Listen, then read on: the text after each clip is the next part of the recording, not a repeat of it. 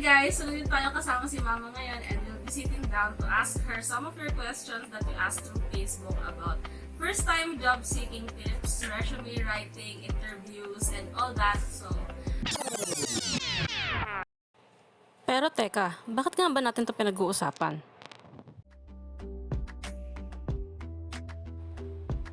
Hi everyone! So actually, one thing to know about me is that 3 semesters na lang ang natitira sa aking college life, and that's because I am actually a third year communication research student at the Polytechnic University of the Philippines.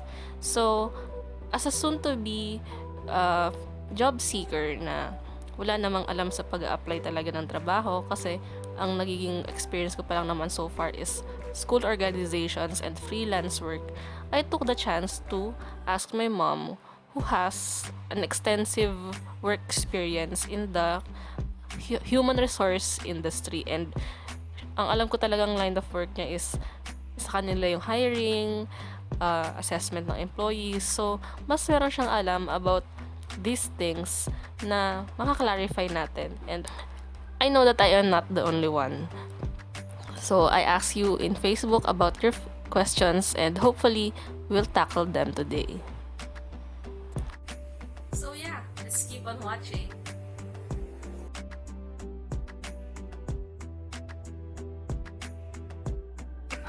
Without further ado, let's get started. Ma, what is your background ba in HR? Okay. Nag-graduate ako with a degree in BS Psychology sa FEU. After I graduate, yung mga naging trabaho ko is more on the industrial setting of psychology. And yung pinakauna kong trabaho was as a psychometrician in a security and investigation agency. After that, nag-work ako sa isang Nissan dealer. After the Nissan dealer company, I joined an accounting firm, one of the top 4. And yun yung talagang pinakamatagal kong job experience, mga 10 years yun. And then after the accounting firm, I joined the hotel industry for 8 years. And after the hotel industry, yung pinakahuli was with the maritime industry. So, kung alam tama yung pagkakaalala ko, that's 25 years of experience, Ma'am. Yes. So 25 years of experience na yun, ano yung ginawa mo as an HR practitioner? Of course, hiring is really part of HR work. Pero actually, it starts with selection of possible employees. Selection. After selection, attraction pala muna. Kasi you have to attract applicants to your company. After you attracted them, of course, you select from those who applied, and then hiring process ang next step. Once you hired them, of course, you want to retain the employees, di ba? So, nandun ang training, binibigay na yung training dyan. But of course, gusto mo rin malaman sino ba talaga yung worthy na i-retain sa company. So, assessment happens after that. Once the employees are with you in the company, syempre, para ma-retain, meron ka dapat rewards management. Yun ang parang pinaka-basic ng HR work. But of course, So, dun sa 25 years of experience mo dun, for sure, marami ka na nakamit na resume, and marami ka nang nakausap na tao, unseen tao. And siguro, syempre, bago ka makapasok sa kumpanya, unang-unang mong ipapasa is yung resume, ganyan. And one of our from Facebook is nagtanong siya about difference ng resume and CV, kasi ano ba yung difference ng dalawa, and kailan mo kailangang ipasa yung resume, kailan yung CV. okay. Dito sa atin, yung resume talaga ang ginagamit when you want to apply for work. Kasi it contains your basic qualifications, explains your educational background, skills, no? So yun. Now, yung CV, it's a more extensive description of your life's experiences. So, yung career mo, kung ano yung nagawa mo sa buhay mo, if you're able to publish something, publications, yung mga ganun, sinusulat din yun doon, ano.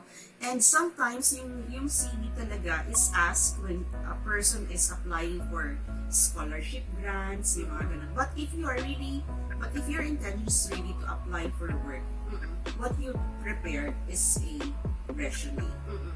Yun. Pero for someone with, vast work experience, what they prepare is a CV kasi it can also be used as a resume. Okay. So, kunya, syempre ako, wala pa naman akong marami experiences. Resume lang. Correct. Okay. Sa resume, what you highlight is your most recent, yung mga recent work experiences mo. So, like what you said, kung talagang may experience ka na, you focus on your recent experiences. Hindi na masyadong nagbibigyan ng pansin. Of course, you have to mention, but little, siguro, konti lang. Yung tungkol dun sa mga work experience mo, halimbawa, naging working student ng college, so may mga work na as a crew or gano'n, pwede rin siguro mailagay as a skill. Alright? So, gano'n. Pero, in the resume, what you highlight is actually yung recent one. So, my next question naman is, what do you find striking in a resume? Na pag nakita mo, talagang isi-set aside mo na yung resume na yun. Okay. What strikes me when I see a resume? Una sa lahat, maganda yung merong objective yung resume. So, ibig sabihin, you state the reason why you are applying for the position. No? And yung career goals, maganda rin na nakastate doon sa career objective or sa objective mo sa resume. Yung objective should be short, straight to the point, and customized to the position you are applying for. Number 2, mahalaga din na in-state ng aplikante sa resume yung kaniyang educational experiences. So, after the educational experiences, mahalaga din kung meron siyang mga awards, citations, certifications, government exams taken and passed, no? Yung mga ganoong bagay. Hindi dapat mawala ang skills because yung skills would give the HR person somehow an overview kung ano yung kayang gawin nung nag-a-apply, ano ba yung alam niya. Okay, so mahalaga yun. What else? Of course, kung may work experience, you should write your work experience sa resume. No? Starting with the most recent backwards. Reverse. Reverse. Okay? Now, yung pinakahuli would be, ito bihira ko nang makita sa ngayon. No? But when I see one, it really strikes me. Ano yun? Okay? When an applicant submits a resume together with a cover letter. Okay. Ano yung cover letter? Ano ba yung nilalagay? Basically, yung cover letter, it's a letter of intent. A letter of intent na gusto niyang mag-apply dun sa position na ipinifill ng company. Okay? So, it really strikes me kasi ibig sabihin nun, the person who is applying is really preparing himself, no? Na maganda yung pagkakapresent niya sa kanyang application. And yung intention na hopefully makarinig siya ng invitation for an interview. So guys, gumawa kayo ng cover letter, magpasa kayo ng do that and Together with the resume. Together with the resume, syempre huwag niyo makalimutan yung resume. Okay, ang next question. Question ko to ano naman yung tipo ng resume na pag nakita mo rejected agad? Rejected agad. Okay, or hindi mapipili agad. Okay. So, syempre, it's the opposite. Kapag hindi na prepare ng maayos yung resume, that could be a reason para hindi siya maging priority nung tumitingin ng resume or nagre-review ng resume. So, number 1, naman lang objective. Okay? May hindi alam kung ano yung gusto niyang applyan na position. May naglalagay, applying for any vacant position as much as possible, dapat meron kang specific position na gusto mong applyan. Kasi that will help the HR place you dun sa mga pool of applicants niya. No? Kasi kung wala kang nilagay, saan ka na inalagay? Diba? Okay? So, kapag may mga errors in typing, no? So, ibig sabihin hindi nag-proofread. So, that's very frustrating. Kasi, you are actually presenting yourself to your prospective employer. So, you have to proofread yung ginawa mong resume. Kasi sometimes we commit mistakes talaga. Yung mga grammar errors. Grammar, spelling, punctuation, hindi naman masyado sa, especially grammar talaga. grammar. So, to some, pag nakakita ka ng walang objective, walang pinag-a-apply ang posisyon na specific, kapag may mga grammatical errors, yung mga gano'n, typographical errors, yun yung mga pag nakita mo, parang ayaw mo nang parang ituloy. Oo, kasi ibig lang sabihin nun, ginawa ng mabilisan siguro, no? Wala pa talaga siyang clear idea kung ano bang gusto niyang gawin or applyan, and it's not really a good Okay, ma. Next question naman. Kasi, di ba kanina, puro resume yung pinag-uusapan natin. Ngayon naman, pag-uusapan natin yung mga skills, no? Yung mga nababasa natin sa resume. So, tungkol sa applicant, sa aming mga mag-apply sa trabaho. So, we have a question here na tinatanong niya kung nagmamatter ba ang academic achievements, then ano bang mas hinahanap mo, knowledge ba or experience, or kailangan ba both, or paano ba yung nangyayari sa ganun? Actually, maganda if the applicant has both. However, depende rin yun kasi sa job requirement or dun sa job na open for hiring. Okay? Now, if the job is an entry-level position, for example, and if the employer is willing to hire fresh graduates without experience, so knowledge will matter, pero yung experience will not matter that much. For entry-level lang. For entry-level positions. So, yung about naman sa academic achievements, kasi di ba, syempre kami, as soon-to-be fresh graduates, yung sinasabi mo nga na wala naman kaming experience pa, or hindi nyo naman ina-expect na all fresh graduates have prior job experiences. So, does having academic achievements way, mas nakakatulong ba yun na matanggap ka kung meron kami ganun sa resume? Of course, having academic achievements, notable academic achievements, plus factor talaga sa mga aplikante, because that would mean that this student involved himself sa ibang mga school activities, no, or school organizations, na kung saan nag-gain din siya ng experience based on his involvement in those extracurricular activities. Kasi it's considered as an experience din. Okay? So, yun. Siguro sa akin ang takeaway ko dun is, ako kasi, di ba, third year, patapos na yung first sem ko ng third year, so meron na lang ako 3 sems na natitira. And siguro, ang takeaway talaga dun, i-maximize namin yung time namin in college to involve ourselves sa mga activities na kung hindi man work, like, as in professional work, like volunteer work, organizational work, magandang i-take namin yung opportunity right now to be involved in those kinds of activities. Kasi, remember na whatever activity na ini-involve niyo yung sarili niyo, nakuha niyo yung certain skills, no? Like, interpersonal skills, how you deal with other people. It's a skill, no? Skill din yun. Hindi lang nga siya technical. But yun nga, may tinatawag na mga soft skills at saka hard skills. Ngayon naman, pag-uusapan natin yung about skills na namin as applicants, lalo na yung pagdating sa commendable attributes namin. Ano ba yung hinahanap nyo na commendable attributes as employers? Okay. So, when you say attributes, it's actually traits ng tao. Diba? Now, from our questioning, well, number 1 pa lang yung punctuality. It's a commendable attribute. Okay, so, remember, you have to be on time, but never too early. Hindi rin okay yun. Ano yung too early?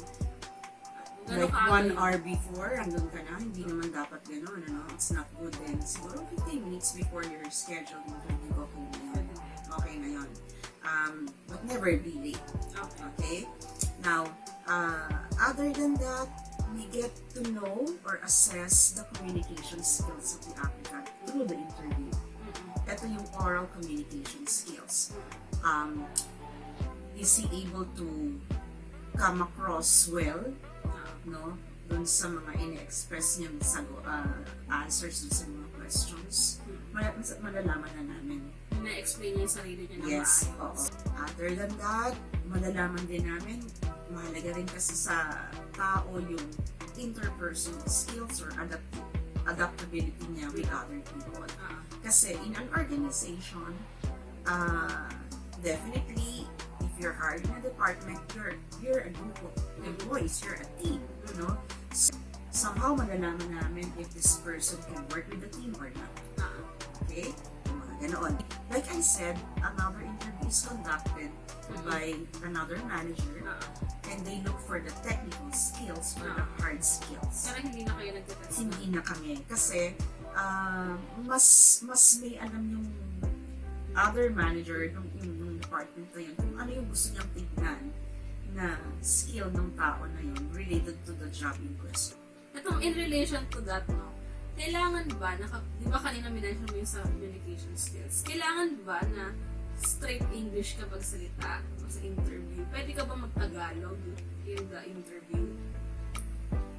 Well, it's also good if the person can talk in straight English during the interview. Especially kung ina-apply ng position is halimbawa sa communications department. However, hindi naman pinagbabawal na mag-Tagalog. No? Ang importante talaga is masagot ng tama, ma-express mo ng tama yung gusto mong sabihin. Okay, yun. Hindi naman dapat ganun ka-strict. But, syempre, a person who can express himself very well in English, again, merong ano Plus yun, may advantage din yun. I see. Yun. Pero it's okay lang naman na, like, in the middle of the interview, Makapag-Tagalog. ask ko yung interviewer na, ma'am, pwede po ba ako mag-Tagalog? Okay. How do you ask that? You don't ask that. Okay. Ma'am, pwede ba ako mag-Tagalog? What you can do is, as you answer the question, you can talk in English. But never ask, ma'am, pwede po ba ako mag-Tagalog? So, parang, siya na mismo yung mag-take ng initiative na gano'n. I-fix mo. Hindi naman siya parang kabawasan, di ba? Hindi naman siguro. Hindi naman siguro. Depende pa rin sa substance na sinasabi mo. Yes. So, yun. At least, guys, medyo makakahinga kayo ng maluwag nun. Pero, practice your English. Practice your English. Okay lang. How do you make a perfect first impression? So, how can an applicant make a perfect impression? Okay. Una sa lahat, be punctual. Yung sinasabi ko kanina. Number one talaga. Number one yun. Kasi, it's a show of respect dun sa interview. Alright? Number two is, you have to look presentable. Kasi, kumpanya yun eh. No? And, kung anong image yung pinapakita mo, that's you. Okay? So, you have to look presentable. Hindi naman sobrang formal, but just be presentable. Enough. Okay? Third, you have to know the name of the interviewer. Alright? So, when you're called for the interview, take note of the name, no, of the person. Maganda rin kung malalaman mo kung ano yung position niya. Okay? Pero kung hindi naman sasabihin yung position, don't ask. At least yung name. At least yung name. No? Third, know something about the company that you are applying for. Right now, everything is on the internet. You can Google any company. No? So, may makikita ka. Pinopost nila yung mga values ng company nila. No? Somehow, you will know, do I have the same value as this company? No? So, makikita mo kung magma-match ba kayo. No? And find out ano ba yung hinahanap ko ng position. Okay? So, baka may explanation doon. And one good thing is if you have any clarification to make about the position, you can also ask that in the interview. So, hindi lang naman HR ang nagtatanong. So, you're also given a chance to ask a question. So, if you don't ask any question, hindi rin maganda. Okay? So, parang you're not interested. So, by asking relevant questions means you are interested in the company. What you can ask is, if you're applying for an entry-level position, what you can ask is, what is the career path for this particular position, knowing that it's an entry-level position. So, meron ba silang ganun yun? Kasi di ba mahalaga yun? Role is important for applicants. Diba? Hinahanap yun. So, that's one relevant question. Okay? And then, so hindi rin maganda nga yung hindi nagtatanong. And always show or demonstrate that you are enthusiastic. Hindi yung Excited ka sa trabaho na. excited. Huwag naman sobrang excited. Parang Just tinatake mo na right. yung ano. Oh, just right. Right enthusiasm. For a soon first-time job seeker, meron dalawang dreaded question gawing mga soon na sasabak sa ganitong paghahanap ng work. Eh. Okay, ano yun? 2 questions. 1 is why should we hire you? And 2, tell me about yourself. And siguro ito na yung dalawang pinaka-cliche na questions na pwede itanong ng isang interviewer. Pero how do you actually answer them? Okay, let's start with yung tell me about yourself. Kadalasan kasi, yun yung parang breaker, icebreaker ng mga HR. But the real proper way of answering tell me about yourself is how would you describe yourself as a person? And how do you answer that? The best way is you can mention yung skill mo, kung ano yung pagkakakilala mo sa person without sounding arrogant. Yung mayabang ka kagad. Ito na yung mga nagawa ko sa buhay. Kasi when nadedetect kasi yun if you are just mayabang or not. Now, yung tungkol naman dun sa why you should be hiring during the course of the interview, you should be able to explain how your skills and personal characteristics match dun sa job in question. Yun yung mahalagang during the interview. So, syempre, dapat yung sa una, sa tell me about yourself, masabi ka naman mula sa resume. Yung medyo mas interesting naman about yourself. What are your passions, gano'n. Probably hobbies. Na talagang dapat fit pa rin naman dun sa job na pinag-a-apply. Hindi sobrang random naman. Dapat appropriate pa rin yung i-share mo sa interviewee. So, yan. Magandang tip sa atin. So, ayun. So, medyo patapos na tayo sa ating Q&A. And ito medyo heated na question. Medyo, controversial, I think, for a first-time job interviewee. Meron kasing tanong about salary. Like, when do you start asking about the salary kung magkano na sweldo mo? Is it appropriate to ask about during the first interview? Okay.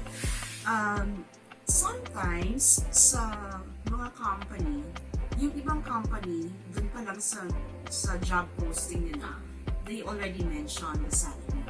So, at least alam mo na yun. Pag doon, okay lang yan. At least alam mo na. Hindi mo na kailangan itanong. Okay. Diba? Kasi you already have the knowledge na ito yung salary din ang offer nila. But, kung hindi sinasama dun sa job posting yung salary, it's actually poor taste kung yung applicant ang i-start magtanong about salary. Alright. You have to wait for HR to ask you what is your expected salary for this particular position. And then, when you're asked that question, syempre, you can answer back. No? So, okay lang yun. Magsabi ng gano'n. Kahit first day pa lang. Oo, kasi tinanong ka na eh. Okay. Pero hindi dapat okay magtatanong. No, oo. Yun. HR should initiate. Alright. Okay. Syempre, as first-time job seekers, baka mapanghinaan kami kapag nag-fail yung interview namin, hindi kami matanggap. So, what would you advise to those people na lagi nag-fail sa mga job interviews nila? Okay.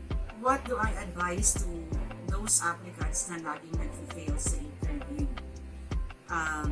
Very seldom naman na in first interview tanggap na agad. Kasi companies would always want to have a list of candidates before they can make a decision. So whether may magaling din na hindi natatanggap talaga, no, that's normal. Okay. That's normal. And kapag hindi ka natanggap at nag-fail ka, kasi after each interview, you yourself can tell yourself na, oy, I did well after the interview. Kasi alam mo na nasagot mo yung mga questions nila, no, ng maayos at mahusay. And from your experience, masasabi mo na okay yun. Okay, naging pleasant yung interview. Now,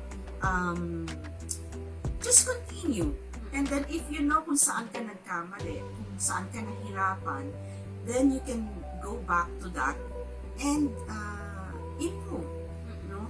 Ganun lang naman talaga eh. At ikaw lang ang makakasagot nun because you should know yourself. No? Ikaw lang talaga ang makakatulong. So guys, ito na. For parting words, what is your what is your advice for us first-time job seekers? Okay, ito lang yung advice ko sa inyo. Kasi nga, you will soon be applying for work. But then, you have to prepare for that. Ibig sabihin, you have to sit down and take some time to look at what you have accomplished in college. Kung ano yung mga naging achievements mo, ilista nyo yan. Everything. Kung may awards yan, lahat, ilista nyo. And then you try to summarize everything so you can come up with a good description of your qualities as a person. Kasi yun, mahalagang maisulat mo sa resume niyo. Okay? After nagawa niyo yun, have it proofread. Proofread it for any misspelled word or something. It would be nice kung maipapakita niyo sa another person whom you trust para ma-check. Mabigyan kayo ng payo. Baka may pwede pag-bigyan. No? And once you've done that, ibig sabihin, prepared ka na. And when you're called for interview, since you've already done a pre-assessment of yourself, kilala mo na yung sarili mo. It would be easy for you to tell your future employer who are you, what you can do for them, and what can you contribute. Okay? If you don't make it at the first time, it's okay. Just go on. Try and try. And when you start looking for work, you have to see if you see yourself doing that job at mag-e-enjoy kayo na gusto niyong gawin yung trabaho na yun. And you submit your resume. I'm sure one of these days you'll all get your job para sa inyo. No? So yun.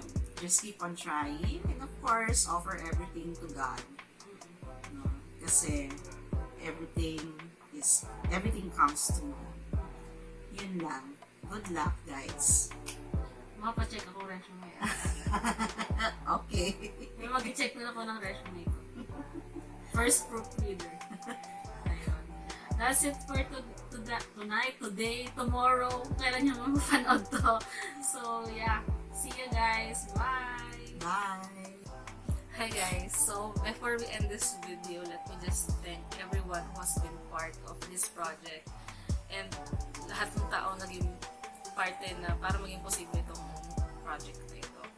First of all, my mom, ang dami natin talagang sa kanya and hopefully talaga may natutunan tayo from her and ako, marami talaga akong natutunan kasi naka-verify ko yung mga gusto kong matanong sa kanya about this topic and syempre, thank you din sa aking kuya kasi tumulong siya sa audio and filming na to kasi actually 2 days kami nag-film pero first day nagka-problema kami sa technical so second day okay na so thank you kuya. Sa lahat nagtanong sa Facebook, sa mga friends ko, sa Magnet, kila Ricky, sa Mitochondrion, kila Caleb, sa Payaman at Takatak family with Leia Beltems and Romilin. Thank you for hyping me up. BACR31, shout out guys. Sana okay naman kayo dyan. And of course, Ma'am Leah Pusumbal. I hope you're okay po, ma'am. And hi, ma'am. So, ayun lang guys. Thank you for watching. If nandito pa rin kayo sa part ng video na to. And I know medyo mahaba-haba yung pinag-usapan natin. But hopefully, sundan. I don't know. Pero succeed.